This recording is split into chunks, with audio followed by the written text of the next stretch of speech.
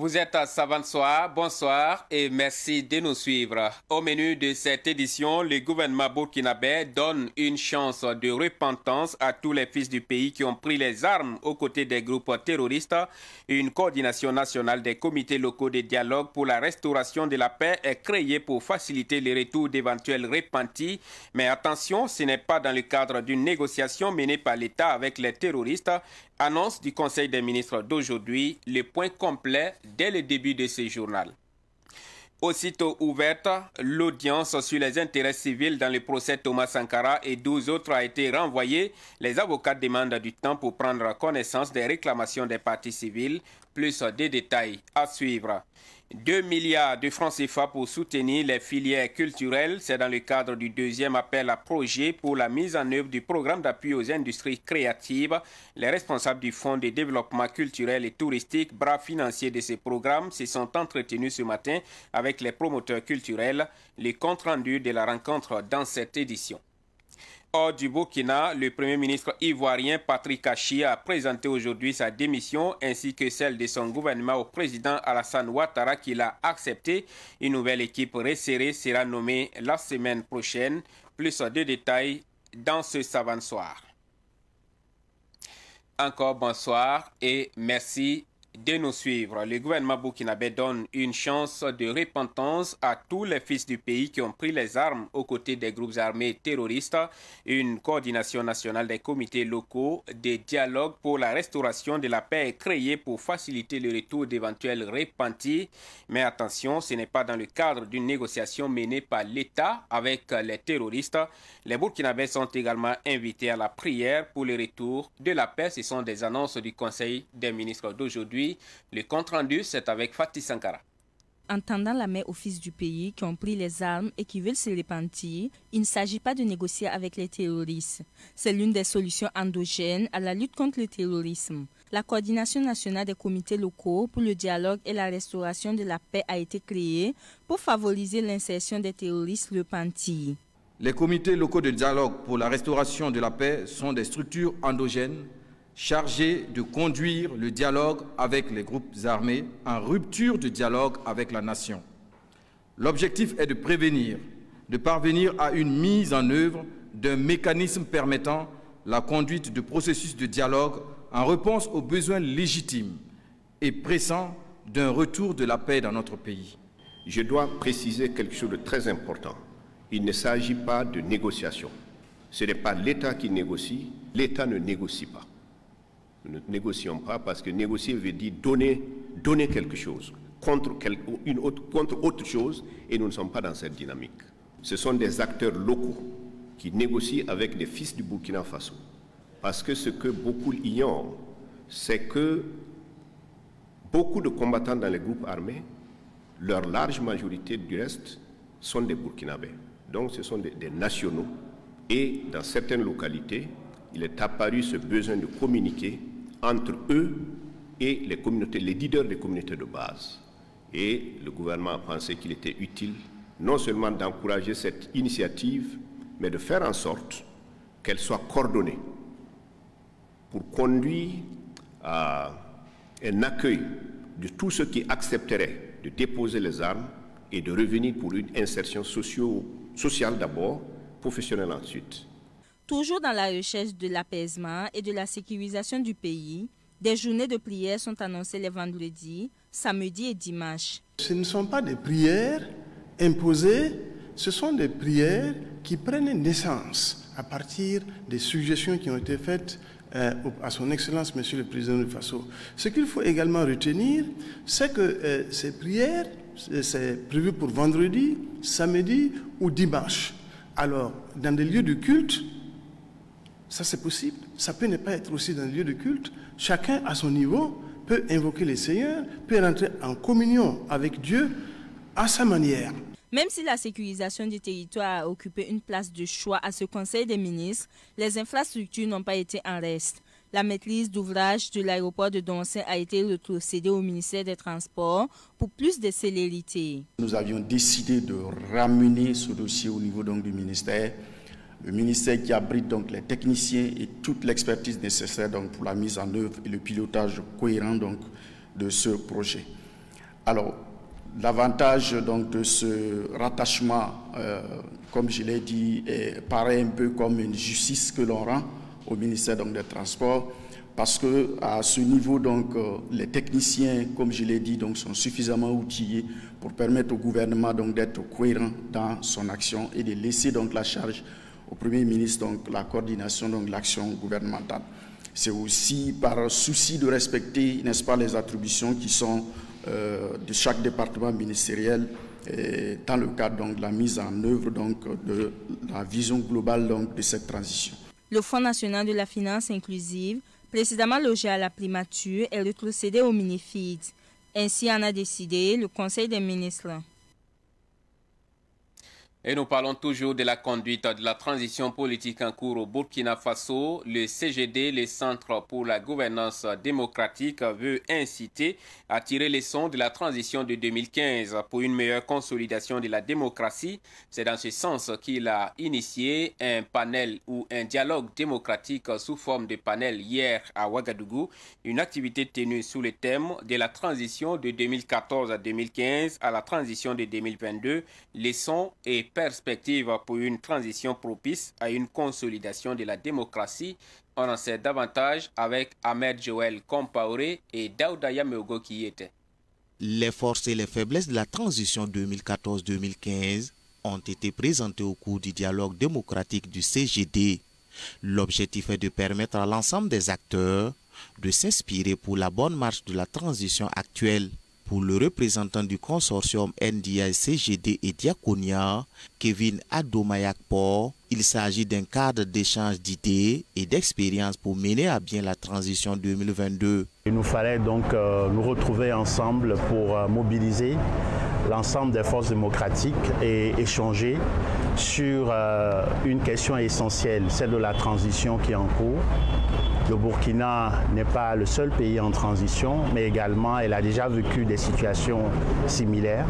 Et nous avons pensé qu'il était bon de tirer les enseignements de toutes ces transitions pour pouvoir donc enrichir le débat démocratique actuellement et faire en sorte que les différents acteurs puissent se positionner et accompagner cette transition pour qu'elle aboutisse à un retour à l'ordre constitutionnel. Selon le panéliste Abdul Karim Saïdou, il est important de capitaliser les expériences de la transition de 2014-2015. Nous avons présenté dans notre exposé les acquis et les faiblesses qu'on a observées en 2015. Il y a eu énormément d'acquis, notamment en matière de production législative, beaucoup de réformes extrêmement importantes dans le cadre de la bonne gouvernance, dans le cadre constitutionnel qui ont été faites et dont on voit les résultats aujourd'hui. Mais il y a eu également un certain nombre d'insuffisances, notamment le fait que les élections n'aient pas été inclusives. Il y a également un certain nombre d'insuffisances qu'on a observées en matière de coordination entre les organes de la transition. Et donc c'est le lieu aujourd'hui pour la transition qui vient de s'enclencher, de voir dans quelle mesure on peut capitaliser sur l'expérience de 2015 et surtout éviter les erreurs qui ont été commises. Toujours selon Abdul Karim Saïdou, l'agenda de la transition, de même que sa feuille de route, tient compte des manquements de la première transition. Et je pense que sur beaucoup de sujets, on voit déjà que le gouvernement de transition, les autorités de transition de façon générale, ont tiré un certain nombre d'enseignements. Je veux parler notamment de l'agenda de la transition.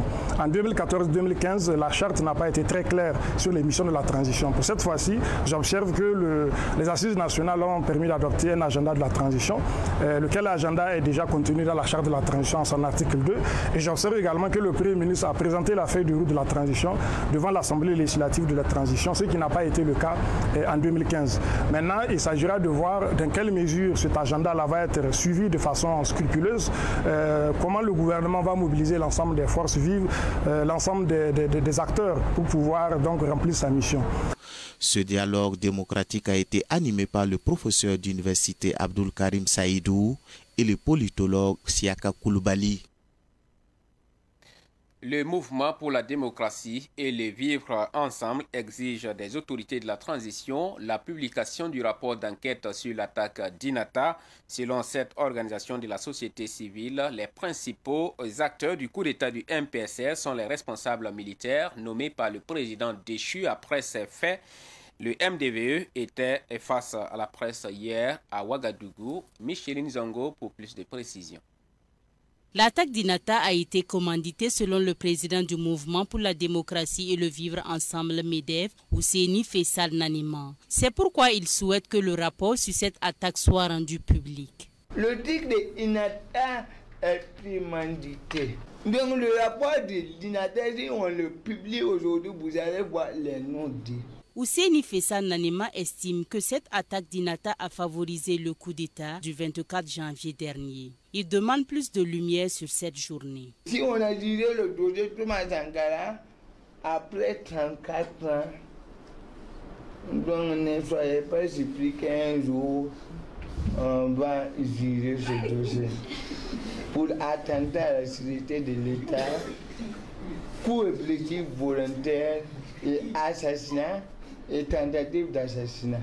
La nuit du 23 au 24, c'est fait là, c'est réel. Il faut même que le MPC arrive à nous publier la liste de nous dire les 2 morts, c'est qui est qui, les blessés, c'est qui est qui, et ils sont morts de quoi, ils sont blessés de quoi, comment. Le MEDEF est contre l'instauration de l'état d'urgence annoncé par le gouvernement pour les jours à venir. Dans 2 semaines, ils vont restreindre les libertés des associations et des partis politiques. Ça, c'est le premier point. Deuxième point, ils vont restreindre vous-même vos propres libertés. Parce que dans l'état d'urgence, ce que moi j'ai vu dans le projet de loi, ils proposent 22 heures pour le couvre-feu à 5 h du matin. D'autres disent d'aller à minuit à 4 h du matin. J'ai vu le projet de loi. Soyez rassurés, nous n'allons pas accepter quiconque burkinabé vient rester nos libertés. L'état d'urgence, nous allons les combattre. Ousseini Faisal Nanima compte organiser après le mois de Ramadan une marche pour protester contre l'instauration de l'état d'urgence au Burkina Faso. Voilà, le MEDEF qui s'était également prononcé sur l'extension de l'état d'urgence à toute l'étendue du territoire national.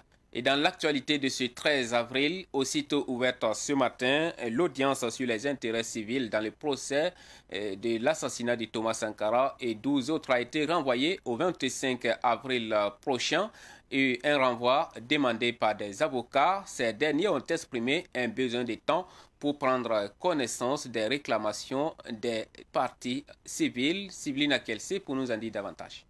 À peine ouverte, l'audience sur les intérêts civils relatifs au procès Thomas Sankara et ses 12 compagnons a été renvoyée au 25 avril prochain. Cela à cause du fait que l'agent judiciaire de l'État n'a pu fournir à temps les communications des pièces pour les indemnisations des personnes ayant subi des préjudices économiques et moraux. Maître Mathieu Sommet, avocat de la défense, explique. Le procès pénal dans lequel les parties civiles se constituent à 2 phases. Il y a la première phase qui est la sanction pénale qui intéresse la société, qui a été suivie, il y a eu une décision qui a été rendue. Et on a séparé, on doit séparer pour venir statuer maintenant sur des intérêts privés des personnes qui disent qu'ils ont subi un préjudice. Et on sommes à cette phase-là. Alors, aujourd'hui, ce qui s'est passé, nous avons reçu les documents qu'ils ont fournis pour faire des réclamations. Et on a demandé un délai pour regarder parce que l'indemnisation est une procédure qui est réglementée également.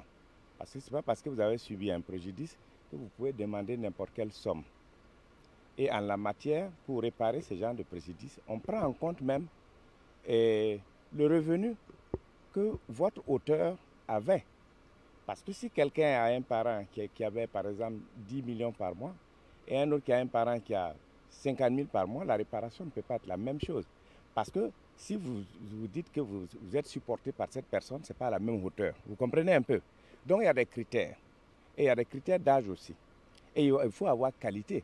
Parce que si la personne est décédée, c'est un droit patrimonial qui tombe dans la succession. Et il faut être héritier, avoir la qualité d'héritier. Donc c'est tout ça que nous voulons vérifier.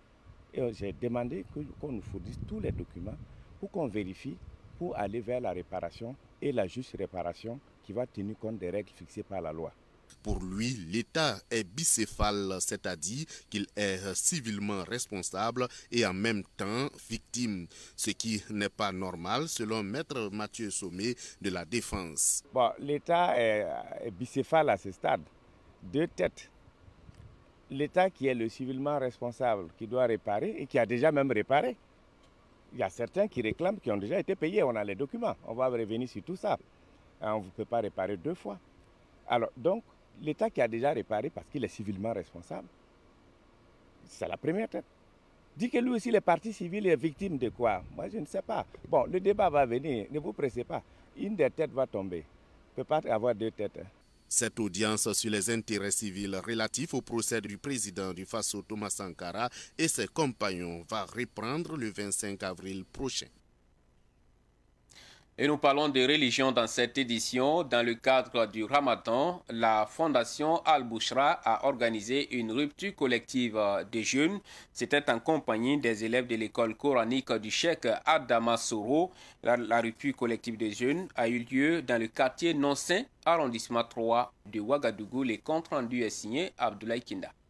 Malgré les difficultés que traverse actuellement la population burkinabé, notamment la cherté de la vie, la Fondation Al-Bouchra a tenu sa traditionnelle rupture du jeune musulman. Le repas a été partagé avec les élèves de l'école coranique Cheikh Adama Soro. Cela fait 15 ans, jour pour jour, que la Fondation Al-Bouchra a initié ce rendez-vous avec ses élèves. Le mois de Ramadan, qui est considéré comme un mois de pénitence, comme un mois de partage, de solidarité par excellence, les musulmans et au-delà, les citoyens qui vivent au sein d'un même pays, se doivent donc de partager le peu qu'ils ont, histoire de faire régner la joie, la solidarité au sein des membres d'une même communauté. C'est la raison pour laquelle chaque année, la Fondation Al-Bouchra, l'ensemble donc des membres de cette fondation, veille à organiser ces repas communautaires au sein des écoles coraniques afin donc de contribuer à propager cet élan de solidarité, cet élan donc de partage qui est recommandé non seulement par les livres saints, mais aussi par les différentes coutumes africaines et au-delà. Malgré différentes difficultés, nous avons en tout cas tenu cet engagement et nous prions Dieu pour qu'il puisse continuer de nous assister, pour que les années à venir, nous puissions également continuer à perpétrer effectivement cet engagement. Le mois de Ramadan est qualifié de mois de partage et de bénédiction. Amadé Soro invite les bonnes volontés à être sensibles aux personnes démunies. Ces choix-là, comme je l'ai dit, profitent d'abord aux bienfaiteurs, avant donc de profiter aux bénéficiaires. C'est fort de cela que nous avons voulu continuer malgré les circonstances difficiles que vous avez décrites. Alors, c'est également l'occasion de lancer un appel à l'ensemble des bonnes volontés, à donner donc des vivres, à donner, n'est-ce pas, de quoi nourrir, n'est-ce pas, ceux qui sont déshérités. Et dans notre contexte particulier où nous avons les personnes déplacées internes qui ont fui les localités par le fait de ces attaques terroristes, c'est l'occasion de redoubler d'efforts, de lancer un appel à l'ensemble des bonnes volontés. Et nous avons su par le passé qu'il y a un élan qui s'est développé à travers les différentes associations, confessionnelles ou pas. Et donc c'est l'occasion de lancer encore un appel vibrant à l'endroit de ces personnes pour qu'elles puissent continuer à tendre la main au profit de ces personnes qui en réalité vivent et souffrent d'un double problème sécuritaire, mais aussi le problème alimentaire. La Fondation Al-Bouchra compte poursuivre cette action dans d'autres structures au cours du mois de Ramadan.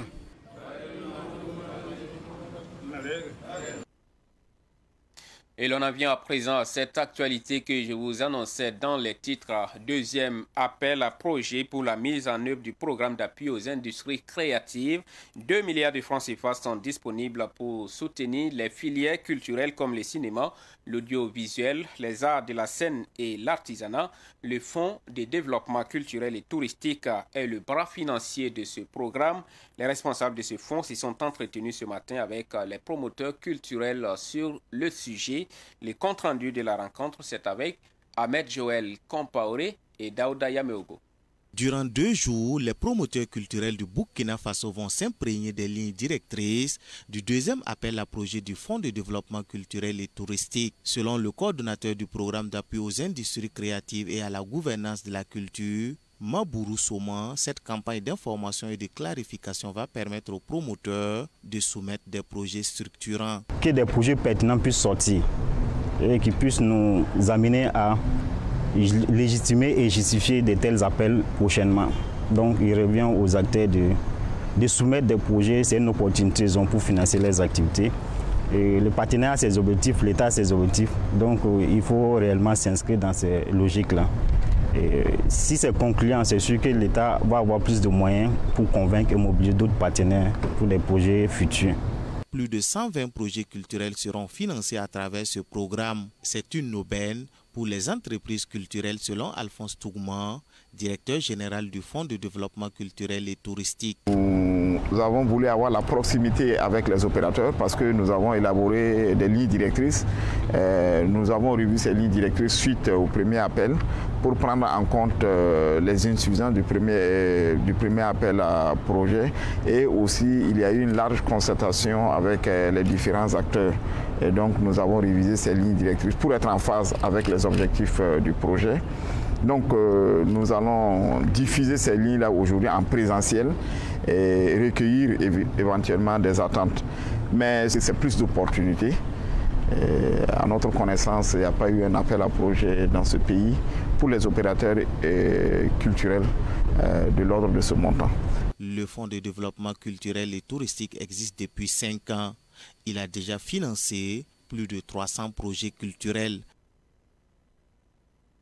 Et nous restons toujours dans les registres culturels. Doudouni, c'est le nom d'un single, fruit de la collaboration entre 2 artistes burkinabés. Il s'agit de la TikTokeuse Rose Bonbon et de LT, un artiste rappeur. Le single a été dédicacé hier à Ouagadougou. Ahmed Joël Compaoré et Madina Ouedraogo étaient à la conférence de presse dédicace. Suivons leur compte rendu avec la voix de Mireille Ouedraogo.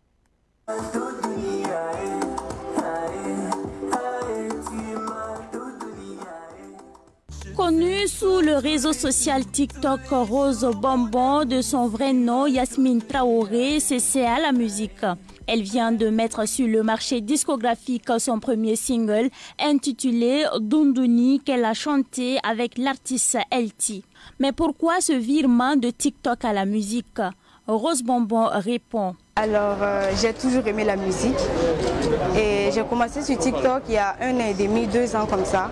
Au début, c'était juste les vidéos et tout, la comédie, mais j'ai vu que c'était plus sérieux, vu qu'il y a des gens qui s'abonnaient de jour en jour et je gagnais des contrats pub et tout, Megamon, Watam et tout, Move. J'ai travaillé avec toutes ces entreprises, donc ça fait que ça m'encourageait à poster plus de contenu.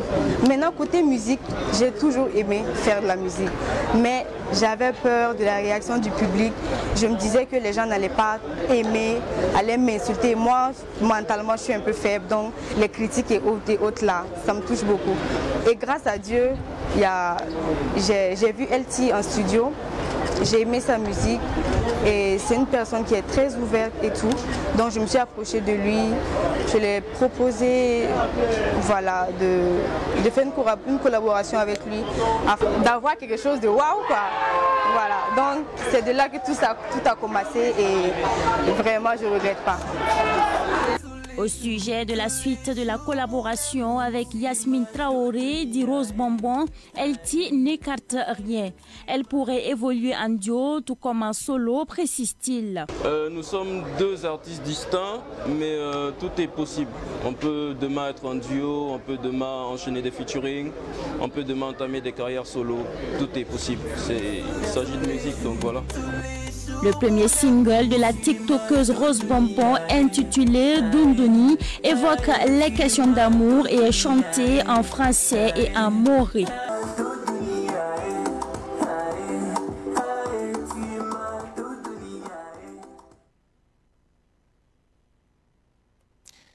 L'actualité hors du Burkina Faso à présent, démission du gouvernement ivoirien. Le Premier ministre Patrick Kachi a présenté aujourd'hui sa démission et celle de son gouvernement au président Alassane Ouattara. Ce dernier, qui dit avoir accepté cette démission, promet la nomination d'un nouveau Premier ministre dès la semaine prochaine. Le futur Premier ministre devra proposer un gouvernement resserré d'une trentaine de membres. Selon Alassane Ouattara, cette réduction du nombre de ministres vise à renforcer l'efficacité de l'action gouvernementale et à tenir compte de la conjoncture économique mondiale actuelle.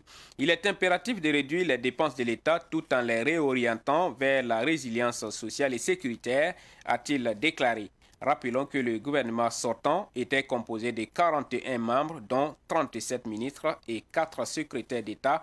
Selon certains observateurs, Patrick Kachi pourrait être nommé vice-président de la République s'il n'est reconduit à son poste donc de Premier ministre.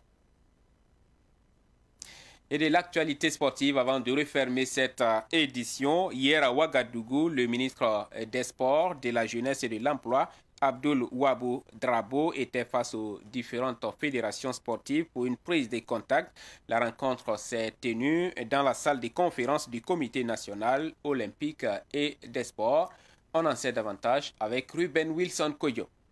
Des questions de finances liées aux activités sportives, la formation des acteurs du sport et surtout l'insuffisance d'infrastructures sportives étaient au centre des échanges au cours de la prise de contact du ministre en charge des sports avec les fédérations sportives. Durant plus de 2 heures d'horloge, le premier responsable en charge du sport national a prêté une oreille attentive aux différentes interventions des acteurs du monde sportif burkinabé. Abdoul Wabou Drabo sort rassuré de cette rencontre et promet d'apporter des solutions aux différentes préoccupations exposées. Je peux vous rassurer que les débats se sont déroulés dans de très bonnes conditions, dans un esprit très amical. Donc, également, ils ont posé des préoccupations auxquelles nous allons effectivement apporter des solutions. Disons, concernant les infrastructures, je lui dirais que la première préoccupation d'abord, c'est arriver à sécuriser les domaines réservés à la pratique des sports. Le cas emblématique est la situation du stade Sangoulé Lamizana, là où une grande partie du domaine a été illégalement occupée, disons, par des commerçants, des riverains. Nous avons effectué une visite au stade du 4 août pour constater l'état d'avancement des travaux. Nous avons également discuté avec l'entreprise sur le chantier, avec le bureau d'études, et les informations que nous avons reçues et ce que nous avons constaté, l'état d'avancement des travaux peut être situé entre les 35%. Donc, nous avons eu l'assurance qu'ils seront dans les délais impartis qui est prévu en septembre 2022. C'est en tout cas une rencontre appréciée à sa juste valeur selon les responsables des fédérations sportives. On retient déjà cette initiative-là, d'écouter les fédérations, de voir quelles sont les doléances des fédérations. Je pense qu'à l'unanimité, les fédérations ne se sont pas laissées... Elles ont exposé en fait les différentes difficultés. Je pense que dans l'ensemble, nous avons partagé avec le ministre les difficultés rencontrées par les fédérations. Alors d'abord, dire merci au ministre des Sports pour avoir initié cette rencontre. Nous sortons en tout cas convaincus et encouragés pour les mesures à prendre pour l'accompagnement de toutes les fédérations, pour le rayonnement du sport du Burkina Faso. Le ministre vraiment a promis de prendre en compte certaines suggestions des différentes fédérations. Et vraiment, je retiens qu'il va travailler à ce que vraiment les problèmes soient résolus. Ça nous a permis en tout cas à chaque fédération de se parler à cœur ouvert. Nous avons en tout cas vraiment exprimé nos soucis, nos difficultés, également fait des suggestions. Heureusement que en tout cas, le ministre a été vraiment très attentif avec nous. Il a tendu une oreille attentive à tout ce que nous avons dit. Et en tout cas, nous croyons qu'à l'issue de cette rencontre, beaucoup de problèmes vont se résoudre et que, en tout cas, ça va améliorer les conditions de pratique de toutes les fédérations. C'est sur une bonne note que cette rencontre a pris fin pour le bonheur du sport burkinabé. Et c'est tout pour cette édition que j'ai eu grand plaisir à vous présenter. Merci et excellente soirée à vous qui l'avez suivi de bout en bout.